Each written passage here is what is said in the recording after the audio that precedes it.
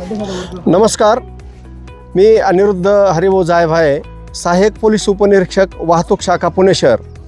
Police उपनिरीक्षक सोनकर साहेब, police हवालदार Shaikh sir, police हवालदार हावळे सर, आम्ही RSP म्हणजे रस्ता सुरक्षा दल पुणे शहर वाहतूक शाखेमध्ये काम करत असतो.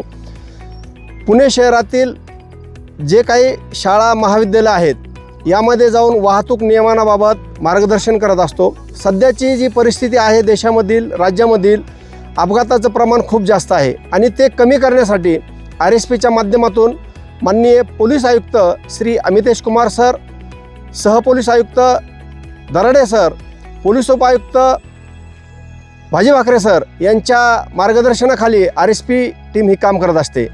आज आम्हाला यूथ टॅलेंट डेव्हलपमेंट सोसायटीने पुणे शहरामध्ये किंवा राज्यामध्ये देशामध्ये जे वाढतं तापमान आहे आणि या वाढत्या तापमानामुळे पर्यावरणावरती त्याचा खूप परिणाम होत आहे आणि तो परिणाम कमी व्हावा, आपलं ग्लोबल वॉर्मिंग कमी व्हावं, तापमान कमी व्हावं याकरिता यूथ टॅलेंट डेव्हलपमेंट सोसायटीने जो आजचा झाडे लावण्याचा उपक्रम हाती घेतलेला आहे त्या उपक्रमाचं आम्ही वाहतूक शाखेतर्फे पुणे पोलीस आयुक्तालयातर्फे प्रथम अभिनंदन करतो. तसेच यूथ टॅलेंटने जे झाडे लावण्याचा उपक्रम घेतला आहे आणि त्याचं संगोपन करण्याचं काम आदरणीय श्री चंद्रकांत वारघरे सर करत आहेत. यांचंही या ठिकाणी आम्ही आमच्या पुणे पोलिसांतर्फे त्यांचं स्वागत करतो. कारण की सध्याची परिस्थिती अशी आहे की एवढं तापमान वाढलं आहे आणि आपण प्रत्येकजण याकडे दुर्लक्ष करत आहोत. मी आपणास सांगू इच्छितो की आपण प्रत्येक नागरिकांनी कमीत कमी एक जर झाड लावलं तर आपलं तापमान हे कमी होईल. आपल्याला पर्यावरणाच्या बाबतीत आपल्यामध्ये आवड निर्माण होईल.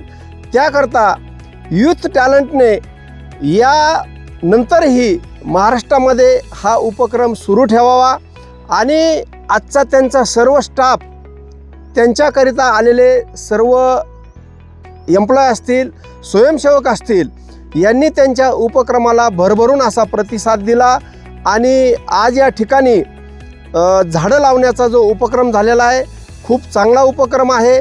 मी पुन्हा एकदा यूथ टॅलेंटचे सर्व पदाधिकारी, संस्थापक, अध्यक्ष, त्यांचे सर्व सहकारी आणि आपले संगोपन करणारे वाघरे सर यांचं पुन्हा एकदा स्वागत करतो आणि एक आव्हान करतो नागरिकांना की आपण प्रत्येकाने एक झाड लावो जेणेकरून आपलं पर्यावरण हे चांगलं सदृढ आणि आपल्याला पोषक राहील आणि आपल्याला खूप चांगल्या प्रकारे पर्यावरणाचा फायदा होत असतो. त्यामुळं पुन्हा एकदा विनंती करतो की आपण प्रत्येकाने एक झाड लावण्याचा प्रयत्न करावा. धन्यवाद. जय हिंद, जय महाराष्ट्र.